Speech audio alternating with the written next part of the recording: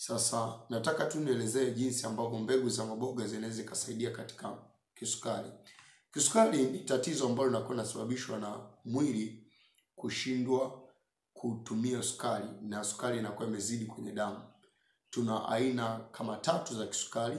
Tuna kisukari cha kwanza ambacho kinakuwa mara nyingi kinawapata watoto chini ya umri ya miaka 40, na hichi kisukari kinakuwa kinasababishwa na kongosho kushindwa kutengeneza insulin. Kongosho kushindwa kutengeneza insulin. Muda mwingine kinaitwa insulin dependent diabetes. Manake ni kisukari kilichosababishwa na kongosho limeshindwa kutengeneza insulin.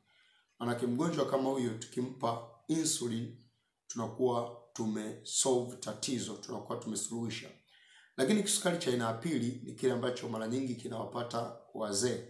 Hichi kinasababishwa na mwili au seli za mwili kuto kuchukua insulin. Kuto kuchukua sukari kwenye damu. Sasa mara nyingi hii hapa huwa inaitwa ni insulin resistance diabetes. Manake seli zinakuwa insulin inatengenezwa lakini seli hazitumii insulin. Na insulin inatengenezwa lakini haifanyi kazi ilivyotakiwa ifanye. Kwa hiyo ni kisukari cha aina ya pili. Na kisukari cha aina ya 3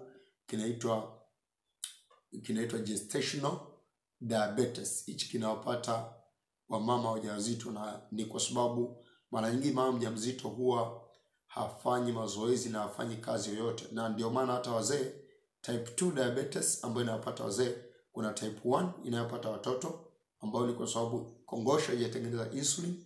Type 2 inayopata wazee kwa sababu mara nyingi uzito wa mwili unaongezeka na mazoezi yanakuwa machache.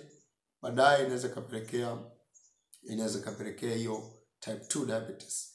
Na kuna gestational diabetes ambayo inaweza kumpata mama mjamzito